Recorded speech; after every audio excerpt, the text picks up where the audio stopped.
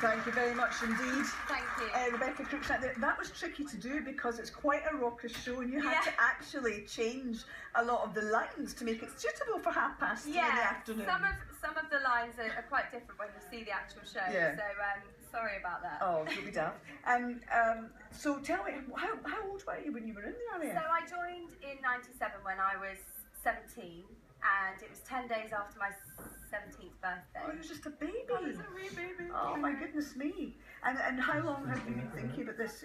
Those memories must have been there for a while. When did you think, this could be a show? I think when I graduated from drama school in 2005, I'd been thinking about the fact that I'd had this big adventure for 4 years before I trained to become an actress. So I really thought that I wanted to make some work about it, and it's taken about 10 years.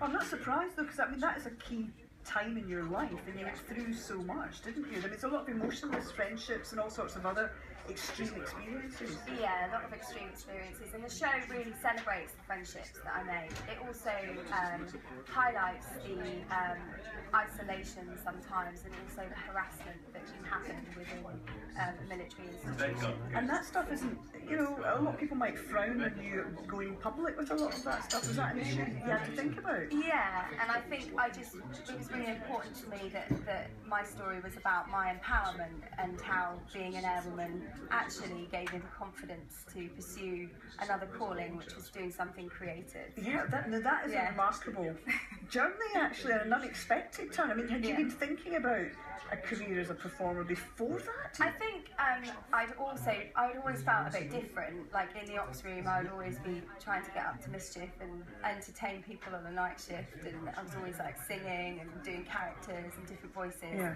And I think it was definitely something that was crawling and bubbling away. And then I went to the Falkland Islands for 4 months, and I volunteered with BFBS, the radio station there, to be their weather girl. Ended up with my own show, and then here I am. Surprised. And what took you to the RAF in the first place? Was it just a matter of it was a job? I thought the uniforms were really glamorous. I thought they were really nice. And my dad was in the Royal Marines, and his dad was in the Royal Marines. So I love planes. I'm a bit of a geek actually. I get quite emotional about aeroplanes, and I ended up having a flight on the Tornado F3, which was absolutely incredible. Yeah.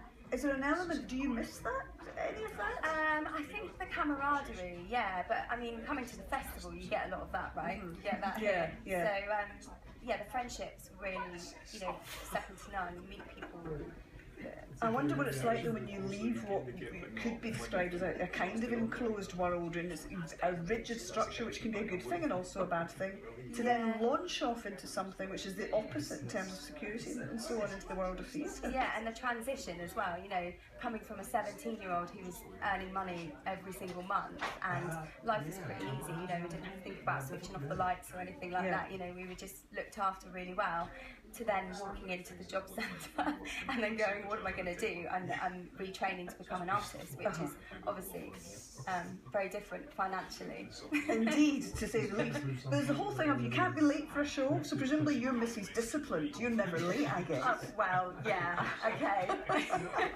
I tried to be, and I used to be really good at ironing and things like that, but then I went into kind of a bit of a rebellion. Don't do much ironing anymore. Well, there's a certain, you see, you have to save time, but the important thing of finding the time to write the play as well as perform it too. How did you find that? I was supported by the Arts Council, and I had 3 rounds of research and development, and I think, I just needed lots of time to get all my thoughts out and all the stories. There was piles and piles of material, and there's still loads that I want to sift through. And I mean, we're talking about you being in the RAF, so exciting and so bold, an element of danger too, but all of that can be said in a different way, in a different sense of walking on stage, especially as a solo performer in a play what you wrote, as Ernie Wise would say. Do you enjoy that? It's almost like some kind of flying, Oh, it's incredible. You feel like you're on the Tornado on the runway, just taxiing out, and then you sort of take off, and then at the end, to see the faces of the audiences and people you've never met that are reaching out and connecting with your story. It's the most empowering feeling. and it's great to talk to people afterwards, people that have served, people who have got family members who have served, people who have got similar experiences of that service life, but also the darker sides as well. The story talks a little bit about my mental health as well in there, so there's a lot in there that teenagers have been connecting with. How amazing actually to be able to speak to audience members afterwards. That's a great thing about the intimacy of the Fringe too. Well, look, very best of luck. Thank you so much. Thank you for giving us a flavour. Thank you for editing your own words. Thank you. I've got some badges for you with some penguins on, because the show contains weapons and penguins. So I'm going to leave those for you. Thank you very much indeed. Thank you very much. An unexpected gift. Rebecca Crookshank. Thank you. Thank you. Thank you very much. Thank you. Lovely to meet you too. Rebecca, it was splendid in our cafes.